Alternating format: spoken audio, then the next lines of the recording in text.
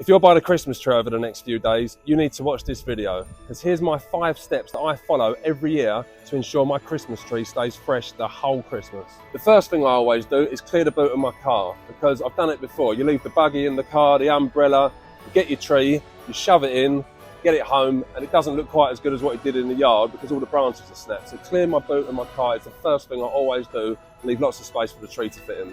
The second thing, I've always got a good spot in my house where I put it. It's not near the radiator, it's not near the fire, and it's away from the window with the sun beaming in. So if you put it in them kind of areas, the heat is going to damage the tree, it's going to start wilting, and you're not going to be able to keep it looking nice. The third thing I always do when I get the tree home, I cut a bit off the bottom, because you're going to need to water the tree. You need to treat it like a bunch of flowers. You wouldn't take a bunch of flowers home, put them in a vase with no water, would you? And it's the same with a tree. So you cut a bit off the bottom and it absorbs the water better. Put it in your stand, water in the reservoir, and you keep that water filled up the whole time you've got the tree, and that'll keep it nice and fresh. The fourth thing I always do is use LED lights instead of traditional lights, because they give off less heat. And the more heat the lights are giving off, the worse it's going to be for your tree.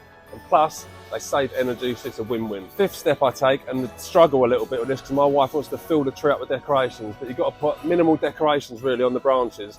Make it look nice, but don't overdo it, because the more weight on the branches, it's going to start drooping and sagging. It's not going to look as nice, and it's not going to be good for the health of the tree over the few weeks of Christmas. If you know anyone else buying trees over the next few days, like and share this video to them, and don't forget to tag us in your photos when you get your tree home and decorated, because we see them here, they're all bare. It's great to see what you do with them once you get them home and decorate them all for Christmas.